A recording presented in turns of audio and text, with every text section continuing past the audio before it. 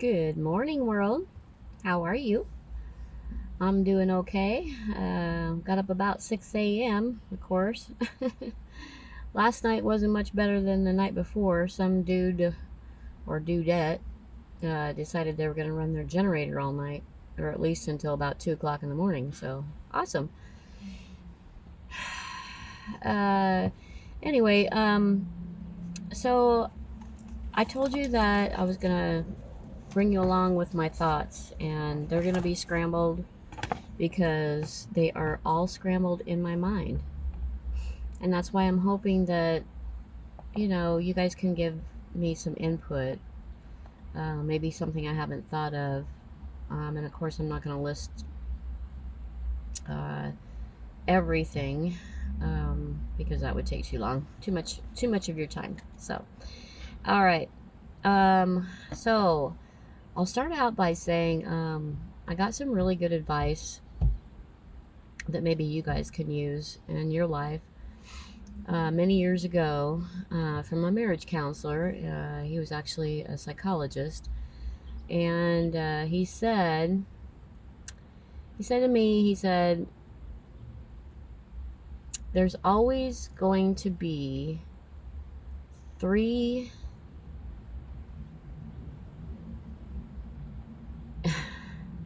There's always going to be three choices for each decision. So, oh, and the third one is always going to be the hardest to come up with. And that's always been true for me because I've used this philosophy, I guess you might say, um, a lot, many times in my life since then. So, um, so my choices in my mind, the three choices that I'm most passionate about are to buy a van, of course, you know that. The second is to buy a small piece of land. Maybe mainly I was thinking up north, just because it's better. There is some snow up there, but nothing to, like Minnesota or somewhere. So year-round temperatures are pretty awesome. Really. Um, And then the third one was hard for me to come up with, but really what I thought the third one would be to do nothing at this point.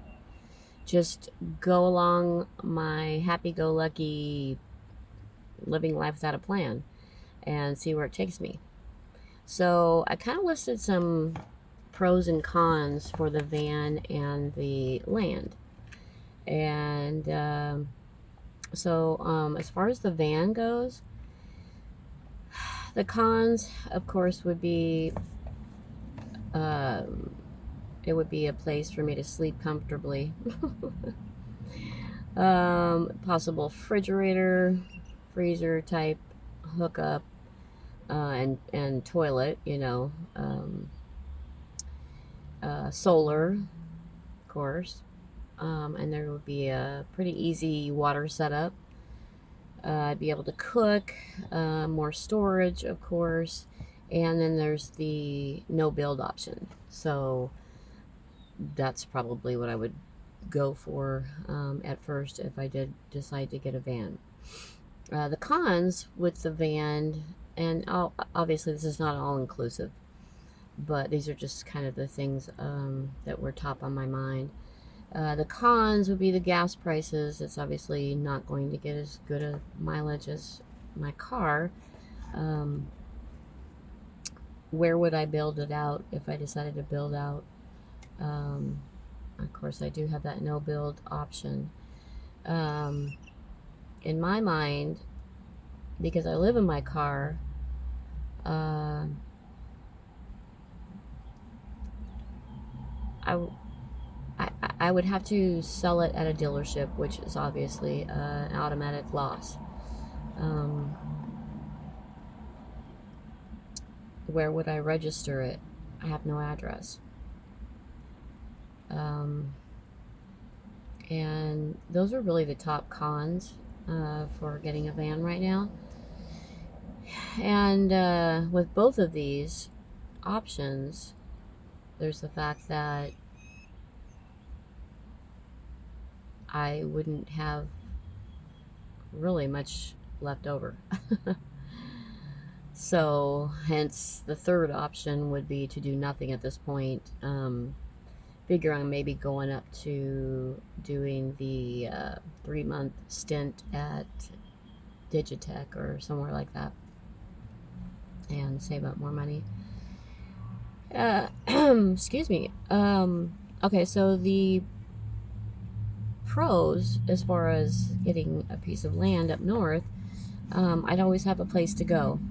You know, whether it would be tent camping, or a van or a car.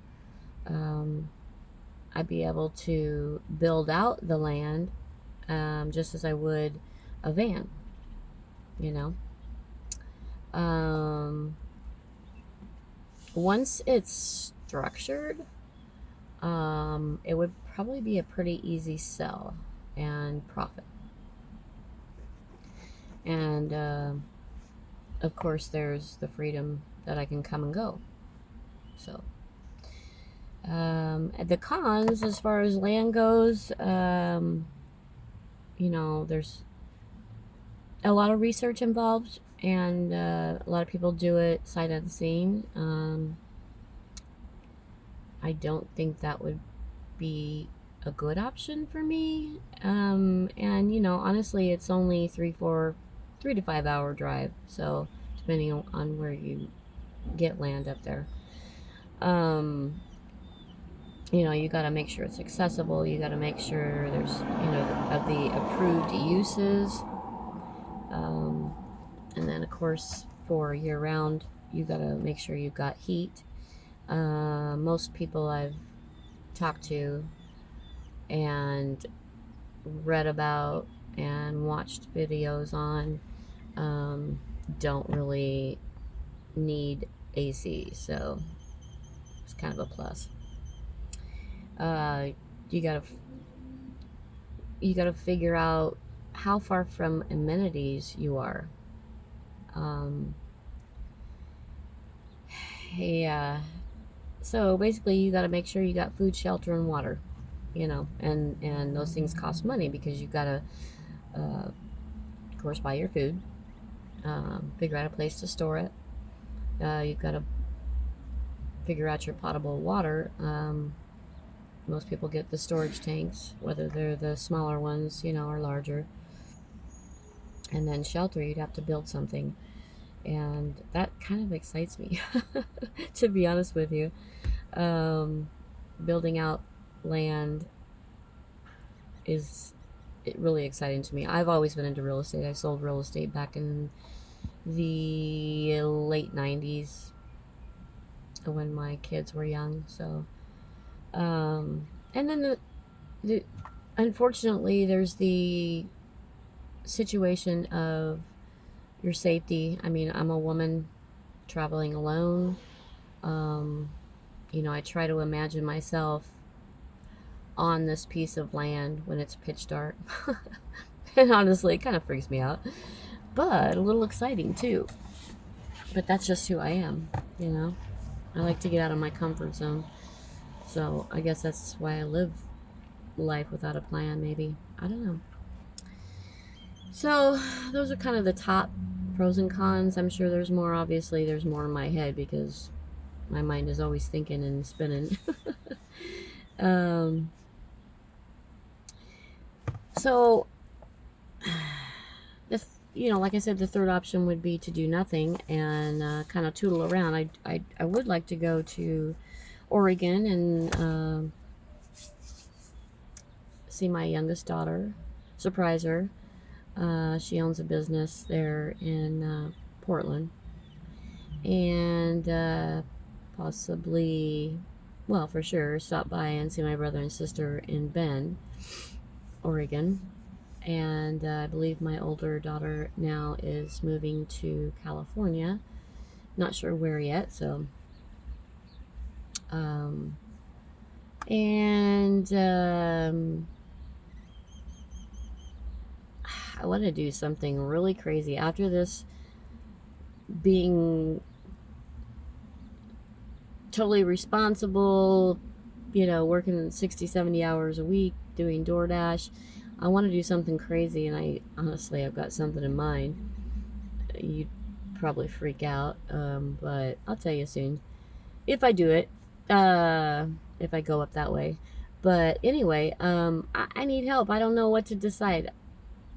You know, the psychologist said you just have to choose one. Well, I think about this every day, all day, every day. So any input would be awesome. I'm not going to make this any longer. I do have laundry and water to get, and cleaning my car inside and out.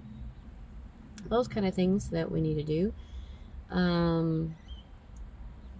As far as the issues I was having charging my Renogy and my phone, you know that little, what do you call this? This little thing? Well, sorry, hang on a minute. Well, anyway, I was using another one that only had one USB port, and it had multi-purpose thing. I'd been looking for one of these at the dollar store because I'm a cheapskate, and finally found one with a dual port. So one plugs into my Renogy, and one plugs in to my phone. So went and got that, plugged it in, and voila, my phone charges, my Renogy charges. Pretty exciting. So I have not had this Renogy up past 50%, like even sitting at the library for a couple hours.